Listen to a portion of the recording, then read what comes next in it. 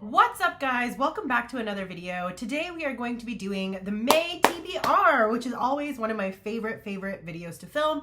I think it's always so exciting to have that list of books that you're ready to jump into when the new month starts. And so I have my stack right here. Now this video is going to be a little bit different because the theme of this is a little bit different, and I've never actually done a video with this type of book list. So without further ado, let's jump into the video. It's reading time here at J-Bay's Corner.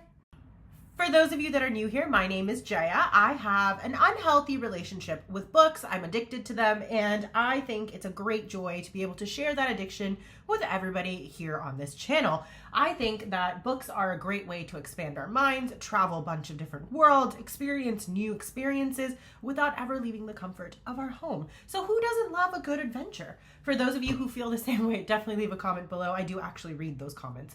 Also, this month's theme is none other than manga or comics. So I decided that I really wanted to focus my energy on this category because over the years I've accumulated quite a few books, and some of them are actually related to favorites of mine from childhood, as well as gifts that I've been given. And I've never truly sat down and read a pure manga series, and this was inspired originally by my obsession with the show Inuyasha when I was younger. And so now here I have a stack of these beautiful comic books. Now, that being said, we also decided that this was going to be the theme for this month's book club in Overbooked Book Club. So I'm also very excited to be bringing this to that platform as well. And it seemed like it was well received when we decided that we were going to go the route of an illustrated novel, this particular series. So without further ado, let's jump into the first set of books. Now, I already prefaced that I have a slight obsession with this particular series, and I'm talking about none other than Inuyasha. Now, this entire series is insanely huge. I think there's about 21 volumes, and this is now the re-released versions of these books by the company Visbig. Visbig ended up basically combining 3 or 4 stories within one volume and releasing them as massive little mangas. And as you can see, that stack right there, there is an entire stack of books that are still on the front, and then a full stack behind those as well that are purely dedicated to Inuyasha. Now, I didn't want to overwhelm myself, so I thought to myself, I do want to read these, but I want to take my time with them. So we're going to be starting with the first 3 novels, and then given time constraints and how long it actually takes me to get through the books, I will be adding more to the TBR. But for now, we have books 1, 2, and 3. Now these are beautiful, beautiful, beautiful copies, and this entire story is based on the writings of Rumiko Takahashi, and I believe the artwork is also done by the author as well, which is super exciting. The story is basically following a young woman who ends up finding herself being able to travel between modern Japan and feudal Japan. She is forced to go into feudal Japan because she is attacked in her family home by a well by one of the monstrous creatures that are there, because she's the reincarnation of a priestess that died back in the feudal era, whose task was to protect the Shikon Jewel. The Shikon Jewel is a very, very powerful stone, I guess, and essentially what it allows is for anyone who wishes upon the stone to have their wish granted. In and of itself, this sounds very, very safe, but it kind of reminds me of the One Ring in Lord of the Rings, in the sense that you want it, you want the power that it has to offer, but realistically you're actually getting enslaved by the jewel, and only the person who makes the correct wish can actually defeat the Shikon Jewel. The Shikon Jewel itself has a battle raging within it as well. We have purity and impurity, or evil and good, fighting within the stone, so it can go one way or the other. Evil characters want this stone in order to increase their power and give them more lording abilities over the villages around them, and then the pure people basically want the stone to just allow them peace and calmness, although of course everyone has hidden desires that can sometimes get them into trouble. The story is basically following the course of this young girl and her band to restore the Shikon Jewel after it has been destroyed, and then eventually destroy the gem itself. The main characters are introduced in this first book, the first 3 books I should say, and I am very excited to see how the story is told in the printed version. From my understanding, it follows the movie and show plotline very, very closely, and that was taken directly from these books. So now I'm excited to read the original. I will actually read the back of this one just so you have a better understanding, because I don't know if my explanation was very good just now.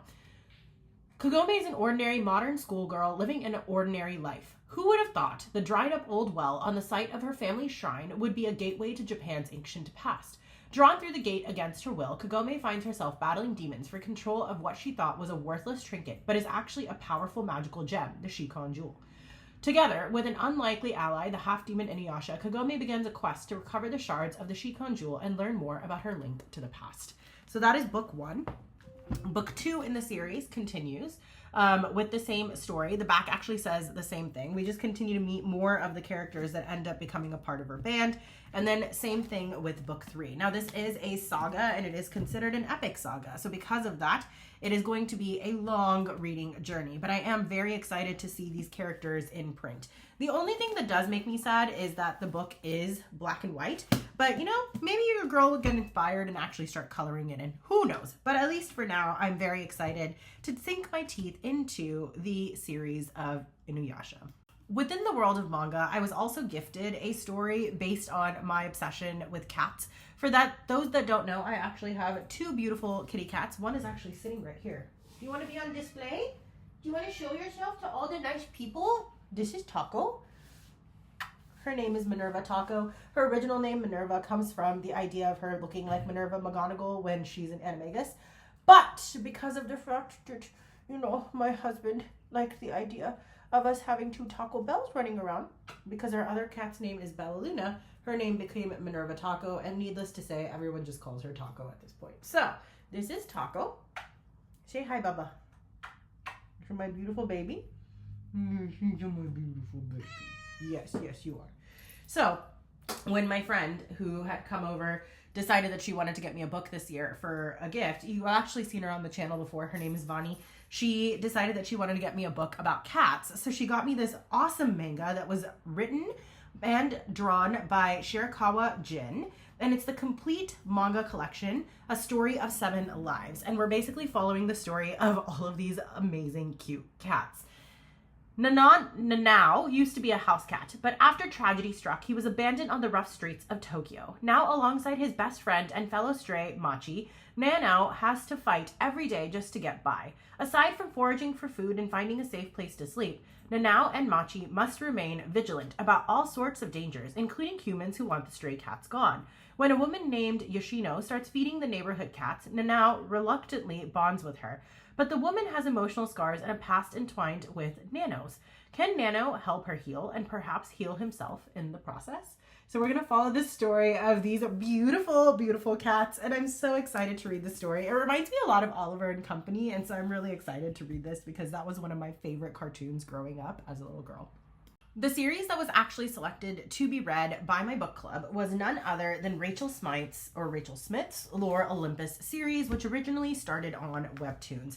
This is following the story of Hades and Persephone in further detail, and it is absolutely beautiful. Rachel has just done a phenomenal job with the artwork as well as with the story, and I am very, very excited to be reading this series. We will be starting with volume 1 in the book club, and I decided that since I have all the volumes thus published, I would like to be reading volumes 1, 2, and 3, and then hopefully when books 10 and 11 also release, which will be the finals of the series, I'll also be able to add those into my list to be read soon as well. But this particular story is basically following all of Olympus and the underworld are talking about the god of the dead and the springly daughter of Demeter. But despite the rumors of their romance, Hades and Persephone have plenty to navigate on their own. Since coming to Olympus, Persephone has struggled to be the perfect maiden goddess. Her attraction to Hades has only complicated the intense burden of the god's expectations. And after Apollo's assault, Persephone fears she can no longer bury the intense feelings of hurt and love that she's worked so hard to hide. As Persephone contemplates her future, Hades struggles with his past, falling back into toxic habits in Minth's easy embrace. With all the mounting pressure and expectations of their family, friends, and enemies, both Hades and Persephone tell themselves to deny their deepest desires, but the pull between them is too tempting, too magnetic. It's fate. This full-color edition of Rachel Smythe's original Eisner-nominated webcomic, Love Olympus, features a brand new exclusive short story and brings Greek mythology into the modern age in a sharply perceptive and romantic graphic novel. This volume collects episodes 50 through 75 of the #1 webtoon comic Lore Olympus. So this is the first book in that series. Then we have volume number 2, which is basically 24 through 49. I don't really understand how this is going back and forth. But anyways, scandalous gossip, wild parties, and forbidden love. Witness what the gods do after dark in this stylish and contemporary reimagining of one of mythology's best-known stories from creator Rachel Smythe. Persephone was ready to start a new life when she left the mortal realm for Olympus. However, she quickly discovered the dark side of her glamorous new home. From the relatively minor gossip threatening her reputation to a realm-shattering violation of her safety by the conceited Apollo, and she's struggling to find her footing in the fast-moving realm of the gods. Hades is also off balance, fighting against his burgeoning feelings for the young goddess of spring while maintaining his lonely rule of the underworld. As the pair are drawn ever closer, they must untangle the twisted webs of their past and present to build towards a new future. Okay, I lied. This is volume 2. The one I read before was volume 3. I am clearly out of it, but that makes a lot more sense. And then this is the original book in the series. This is volume 1. And this is stories 1 through 25. Scandalous gossip, wild parties, and forbidden love. Witness what the gods do after dark in this stylish and contemporary reimagining of one of mythology's best-known stories from creator Rachel Smythe. Persephone, young goddess of spring, is new to Olympus. Her mother, Demeter, has raised her in the mortal realm. But after Persephone's promise to train as a sacred virgin, she's allowed to live in the fast-moving, glamorous world of the gods. When her roommate, Artemis, takes her to a party, her entire life changes. She ends up meeting Hades and feels an immediate spark with the charming yet misunderstood ruler of the underworld. Now, Persephone must navigate the confusing politics and relationships that rule Olympus, while also figuring out her own place and her own power. This edition of Smythe's original Eisner-nominated webcomic, Lore Olympus, features a brand new exclusive short story and brings the Greek pantheon into the modern age in a sharply perceptive and romantic graphic novel. So those are books 1 through 3, read in backwards order for you guys, but I'm very excited to be reading this story of Hades and Persephone, and I like the idea of it brought to a modern world as well, where times have changed, and so hopefully gods are also brought to justice for the crimes that they are committing. However, that being said, I am very excited to be reading this first book with my team, and I thought it was only fair that we try to get through the first 3 books. So that is kind of the theme. We're going through sets of 3 to begin with. This next comic is actually one that's studied in universities. It is very, very well acclaimed. It's won awards, and it's none other than the complete Persepolis that was written by Marjori Sartapi. It's telling the story of women's repression in her country, and I thought that this book was going to bring me to tears, but I read the first few pages of this book, and I think it's just so beautiful, and I can understand why this book is actually studied at university level. Here in one volume, Marjori Sartapi's best-selling, internationally acclaimed memoir and comic strips. Persepolis is the story of Sartapi's unforgettable childhood and coming of age within a large and loving family in Tehran during the Islamic Revolution. Of the contradictions between private and public life in a country plagued by political upheaval, of her high school years in Vienna, facing the trials of adolescence far from her family, of her homecoming, both sweet and terrible, and finally of her self-imposed exile from her beloved homeland. It is the chronicle of a girlhood and adolescence at once outrageous and familiar, a young life entwined with the history of her country, yet filled with the universal trials and joys of growing up.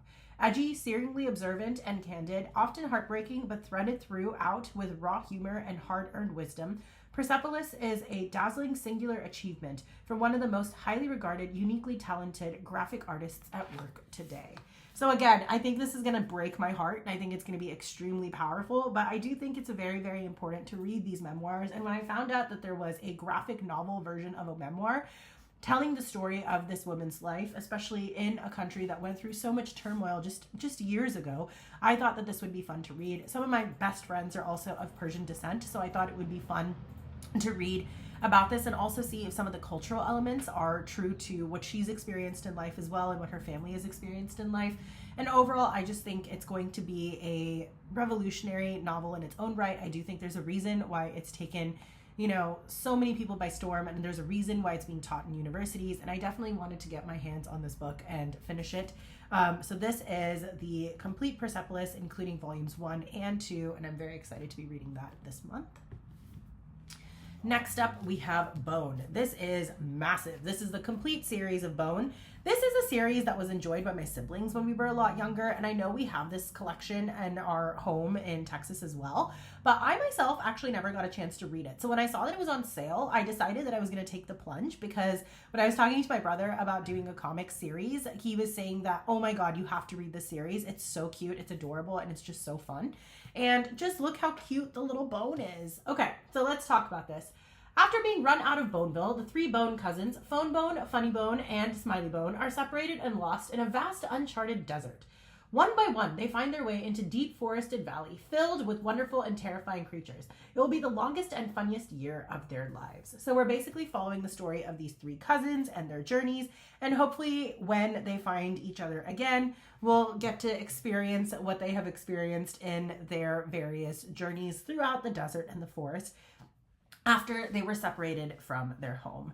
I think this sounds so sweet. I also love how cute these drawings are. They're just so cute. And I love how cute little Bone is too. Look at how cute little Bone is. So I'm very excited to be reading this complete series as well in my journey through all of these graphic novels. Last but not least, within the collection of books, there is a series that I used to read when I was a child. It was a comic strip series that actually my father owned for years, and I realized that it's one that I actually want to revisit, and it is the series of ElfQuest. Now, ElfQuest in and of itself is very long. I think it's a total of 10 books. And it's also continuing. So within the ElfQuest series, there are at least, I want to say 8 comics. Yeah, 8 comics. So I am going to be doing this completely on my Nook where I own this series. But essentially the story is following the lives of wood elves that are forced out of their home in their war with the humans. And in this process, they are forced out of their forest world and forced to travel, and they come across elves of different backgrounds. So they come across elves from desert realms, and they come across elves who are much, much older than them and are kind of like the original elves that first came to Earth before they mixed with humans. So these are like very, very beautiful, very, very majestic, powerful elves, and we see them interacting with them. We also see them interact with other humans in their storyline. But basically, it's the story of all of these elves finding a place to call home, finding new loved ones, finding a story and a place for themselves. And it was a very, very fun series to read from what I remember. And I am just very excited to dig back into the series and watch the journey as these elves move across their various paths in life. The final book that will be on the TBR for the month of May is the Other Book Club's book that I will be reading. It is called Paper and Glam. It is composed of a bunch of different wonderful women led by Lisa Marie Landreth, and we tend to vote on books every quarter. And the book that was selected for this May was A Well-Behaved Woman, written by Theresa Ann Fowler. This is following the story of Alva Vanderbilt and her entrance into the Vanderbilt family and society as a whole. So here is the vibes of this novel. Alva Smith, her Southern family destitute after the Civil War, married into one of America's great Gilded Age dynasties, the newly wealthy but socially shunned Vanderbilts. Ignored by New York's old money circles and determined to win respect, she's designed and built 9 mansions, hosted grand balls, and arranged for her daughter to marry a duke. But Alva also defied convention for women of her time, asserting power within her marriage and becoming a leader in the women's suffrage movement. With a nod to Jane Austen and Edith Wharton in A Well-Behaved Woman, Therese Ann Fowler paints a glittering world of enormous wealth, contrasted against desperate poverty, of social ambition and social scorn, of friendship and betrayal, and an unforgettable story of a remarkable woman. Meet Alva Smith Vanderbilt Belmont, living proof that history is made by those who know the rules and how to break them. So again, just sounds like a very, very powerful book, and it sounds like it's going to be quite beautiful. If you guys have not already watched the video, oh no, I think it's coming up later. I did talk about a series that I read recently this past month that was also linked to the women's suffragette movement that happened across the sea in England. And so it'll be nice to see this story being told from the perspective of an American woman and the movement that took place here in order to get women's rights, especially led by someone who comes from such a place of power and affluence with the title of Vanderbilt associated with her name. So I think this should be a fun read as well. I think it's going to be very interesting to read, and I am excited to dig my teeth into it. And that does bring me to the end of this video. If you guys noted, there are fewer books on the TBR this month than any other month, and that is because typically when I read, I like to do combinations of audio, of physical, of ebook, and so because of that, I do a lot of quote-unquote reading when I'm driving, because I do tend to listen to a lot of ebooks while I'm working since I drive for my job. However, this particular set of books unfortunately will require me to physically sit down and read them, as they are graphic novels. I do feel like I'm quite ambitious in the number of books I've selected, but I also feel like graphic novels move by a little bit quicker than a physical read of a book. And so because of that, I'm hopeful that I can get through all of these books. But I'm very, very excited to challenge myself to read all of these manga and comics. I have not read manga or comics in years, and I used to love Archie comics and things like that when I was younger. So I think it's an homage to my 16-year-old self and my 15-year-old self, and I'm just really excited to sink back into that world. May is also a crazy month. We have a couple of weddings coming up this month, and so we'll be practicing dances and performing and all this other kind of stuff. There's also a lot happening in terms of work as well this month, and so because of that, I've increased my hours. I'm seeing more patients, so because of that, I do feel like it'll be nice to have a little break from reading intense novels. And then I think coming in June or July, we'll probably go back to attempting to read some more classics, but at least for right now, I did want to take a break this month of May and just have some easy reads on the menu. So I hope you guys enjoyed the selection. If there's any comics or anything within the manga world that you feel like I should read, please leave a comment below. I'm not very familiar with this space, and I'm always open to suggestions and options. And I would love to tackle those as well. So please let me know if there's anything that you would recommend. If you liked any of the books mentioned today, let me know what your thoughts are. Let me know if you would ever pick them up, because I would love to know your thoughts as well. But outside of that, that's all I have for you today. For those of you that are new, I put out videos every Wednesday and Sunday. If you did like this content and you like all things books with a little smattering of random here and there, definitely consider hitting that subscribe button and that notification bell. I would love to have you as part of our bookish community. For those of you that have been a part of the bookish community from the beginning, I cannot thank you enough. You guys have been so kind, so supportive, so helpful, and I love the comments you guys leave. I love reading them. I love interacting with you guys. I love all of it. And so I cannot thank you enough for your support and your love. And I am very much looking forward to continuing this reading journey with all of you. And yeah, that being said, there's not much else that I have to say today, other than I hope wherever you guys are in the world that you're getting plenty of time to rest, relax, self-care, and read, and that you're surrounded by love and comfort and your families. I will catch you guys on the next video. Bye, guys.